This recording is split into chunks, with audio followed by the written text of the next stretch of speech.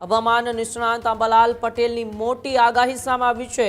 4 જૂન સુધી રાજ્યમાં વરસાદી ઝાપટાની શક્યતા। આજથી જ હવામાનમાં પલટો આવશે અને 4 જૂન સુધીમાં લગભગ પંચમહાલના ભાગો, દાહોદ વગેરે ભાગોમાં 50 mm કે તેથી વધુ વરસાદ થવાની શક્યતા રહેશે અને દક્ષિણ ગુજરાતના ભાગોમાં પણ 1 ઇંચ કે તેથી વધુ વરસાદ થવાની શક્યતા રહેશે। આ ઉપરાંત અરવલ્લીના ભાગોમાં પણ વધુ વરસાદ થવાની શક્યતા રહેશે। પશ્ચિમ સૌરાષ્ટ્રના ભાગોમાં પણ વરસાદ થવાની શક્યતા રહેશે। અલ નીનો ધાટી વચ્ચે અડધારો એકદમ ભારે વરસાદ થતો હોય છે, ક્યારેક ચોમાસું બ્રેક પણ થતું હોય છે। 1972માં પણ સ્ટ્રોંગ અલ નીનો હતો, ત્યારે સિંચાઈના સાધનો ઉપલબ્ધ હોય તો ખેડૂતો માટે સારું રહેવાની શક્યતા રહેશે।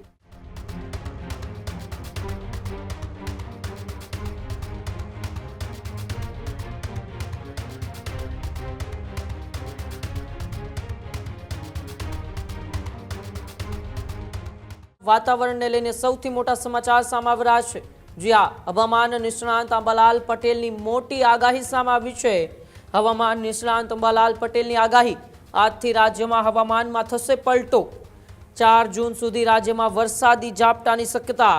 ગુજરાત, રાજસ્થાનમાં સાયક્લોનિક સર્ક્યુલેશન સક્રિય, ધૂળની ડમરી અને તેજ પવનની પણ શક્યતાઓ। 15 જૂનના રોજ ગુજરાતમાં ચોમાસાનું આગમન થશે। પંચમહાલ અને દાહોદમાં સૌથી વધુ અસર થશે। 20 જૂનથી રાજ્યમાં સાર્વત્રિક વરસાદની શરૂઆત થશે। 23 થી 28 જૂન દરમિયાન સારો વરસાદ નોંધાશે। ત્યારે હવામાન નિષ્ણાંત અંબાલાલ પટેલની આ મોટી આગાહી સામે આવી છે। રાજ્યમાં હવામાનમાં પલટો હવે આજથી જોવા મળશે અને 4 જૂન સુધી રાજ્યમાં વરસાદી ઝાપટાની શક્યતા। આજે પણ અરવલ્લી, મહીસાગર સહિતના જિલ્લાઓમાં વરસાદી ઝાપટાઓ જોવા મળ્યા હતા। ત્યારે ગુજરાત અને રાજસ્થાનમાં આ સાયક્લોનિક સર્ક્યુલેશન છે તે સક્રિય થયું છે। ધૂળની ડમરીઓ અને તેજ પવન ફૂંકાવાની પણ આગાહી અંબાલાલ પટેલે કરી છે।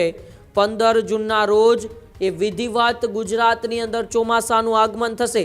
પંચમહાલ અને દાહોદમાં સૌથી વધુ અસર થશે અને 20 જૂનથી રાજ્યમાં સાર્વત્રિક વરસાદની શરૂઆત પણ થઈ જશે। આવી વાત હવામાન નિષ્ણાંત અંબાલાલ પટેલે કરી છે। 23 થી 28 જૂન દરમિયાન સારો વરસાદ પણ નોંધાશે। ત્યારે ચોમાસાને લઈને અને સાથે સાથે આવનારા 4-5 દિવસ ગુજરાતના હવામાનમાં કેવા રહેવાના છે એને લઈને હવામાન નિષ્ણાંત અંબાલાલ પટેલ શું કર્યા છે, આવો આપણે અંબાલાલ પટેલને સાંભળીએ। રોહિણી નક્ષત્રમાં સખ્ત પવનના તોફાનો અને ગાજવીજ સાથે વરસાદ થવાની શક્યતા રહેશે। વીજ પ્રપાતથી જનધનને કાળજી રાખવી છે। આજથી જ હવામાનમાં પલટો આવશે અને 4 જૂન સુધીમાં લગભગ પંચમહાલના ભાગો, દાહોદ વગેરે ભાગોમાં 50 mm કે તેથી વધુ વરસાદ થવાની શક્યતા રહેશે। આ ઉપરાંત વડોદરાના ભાગોમાં 1 ઇંચ કે તેથી વધુ વરસાદ થવાની શક્યતા રહેશે અને દક્ષિણ ગુજરાતના ભાગોમાં પણ 1 ઇંચ કે તેથી વધુ વરસાદ થવાની શક્યતા રહેશે। ઉત્તર ગુજરાતના સાબરકાંઠાના ભાગોમાં પણ વધુ વરસાદ થવાની શક્યતા રહેશે। આ ઉપરાંત અરવલ્લીના ભાગોમાં પણ વધુ વરસાદ થવાની શક્યતા રહેશે। ઉત્તર ગુજરાતના અન્ય ભાગોમાં પણ વધતો ઓછો વરસાદ થવાની શક્યતા રહેશે। દક્ષિણ સૌરાષ્ટ્રના ભાગોમાં 1 ઇંચ કે તેથી વધુ વરસાદ થવાની શક્યતા રહેશે। વરસાદ ગાજવીજ સાથે થવાની શક્યતા છે। મહુવા, ભાવનગરના ભાગોમાં વરસાદ થવાની શક્યતા રહેશે। આ ઉપરાંત ગીર સોમનાથના ભાગોમાં વરસાદ થવાની શક્યતા છે। વરસાદ 1 ઇંચ કે તેથી વધુ થવાની શક્યતા રહેશે। પશ્ચિમ સૌરાષ્ટ્રના ભાગોમાં પણ વરસાદ થવાની શક્યતા રહેશે। લગભગ દ્વારકા, પોરબંદરના ભાગો વરસાદ થવાની શક્યતા રહેશે।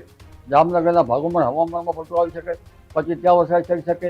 ઉત્તર સૌરાષ્ટ્રના ભાગોમાં પણ પછી વરસાદ થવાની શક્યતા રહેશે। એટલે આ વખતે રોહિણી નક્ષત્ર ઉતરતા પણ વરસાદ થશે। રોહિણી નક્ષત્ર ઉતરતા વરસાદ થાય તો પછી સારો વરસાદ થવાની ધારણા હોય છે। લગભગ 15 જૂન આસપાસ ગુજરાતના ભાગોમાં વરસાદ થવાની શક્યતા રહેશે, પરંતુ આ વરસાદ કોઈ ભાગમાં જ થવાની શક્યતા રહેશે। તારીખ 20મી જૂનથી અડધારો વરસાદ થવાની શક્યતા રહેશે અને 20 થી 28 જૂન વચ્ચે રાજ્યના ઘણા ભાગમાં સારો વરસાદ થવાની શક્યતા રહેશે।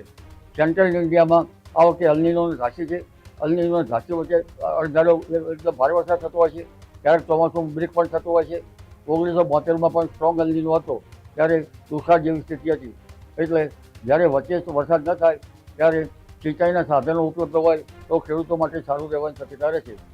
20 ઓગસ્ટ માસમાં 1.5 ડિગ્રી નીનો 3.4 વિસ્તારનું તાપમાન જઈ શકે છે, તેથી વધુ જઈ શકે છે।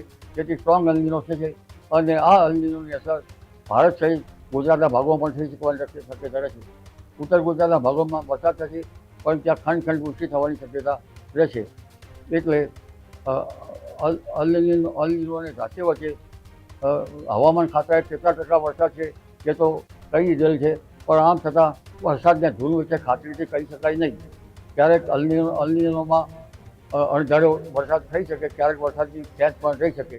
આ જ પ્રકારની તમામ અપડેટ જોવા માટે ન્યૂઝરૂમ ગુજરાતને લાઇક, શેર અને સબસ્ક્રાઇબ કરવાનું ભૂલતા નહીં.